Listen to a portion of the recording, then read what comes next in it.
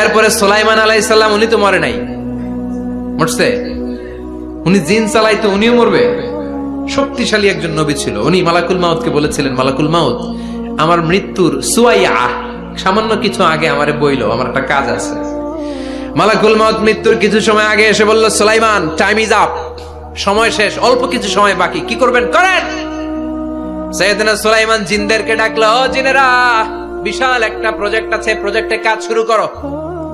আর কিছু জিনকে বলল, চারদিকে গ্লাস ফিটিং করা একটা রুম বানাও। সাইয়েদনা সুলাইমান আলাইহিস সালাম গ্লাস ফিটিং করা রুমের ভেতরে ঢুকলেন। এই রুমে ঢুকার দরজা নাই, হাতে একটা লাঠি নিলেন। কি নিলেন? লাঠির মধ্যে ভর করে দাঁড়িয়ে রইলেন আর জিনদের দিকে তাকিয়ে রইলেন।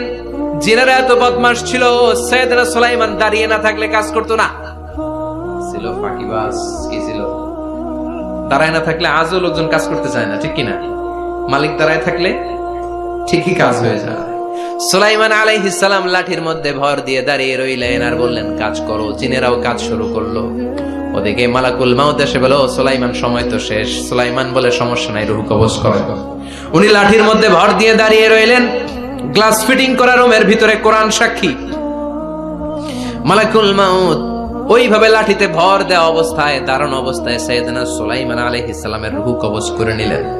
উনি এমন ভাবে দাঁড়িয়েছেন, রূহ চলে গেল, লাশ হয়ে দাঁড়িয়ে রইলেন। লাঠির মধ্যে দাঁড়িয়ে আছেন, জমিনের মধ্যে লুটিয়ে পড়ে নাই। সুবহানাল্লাহ।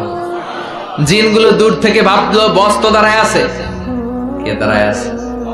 জিনেরা মনে করছে বস দাঁড়ায় আছে, কাজ করতেই হবে। করতে করতে পুরা প্রজেক্টের কাজ শেষ। ইন দ্য মিন টাইম, ঝিঝি পোকা, উই পোকা, যেই পোকা কাঠ খেয়ে ফেলে, এই কাঠ খাওয়ার পোকা সুলাইমান আলাইহিস সালাম লাঠির ভেতরে ঢুকে লাঠিও খেয়ে ফেলেছে। সাইয়েদনা সুলাইমান আলাইহিস সালাম ধপাস করে জমিনে পড়েছে।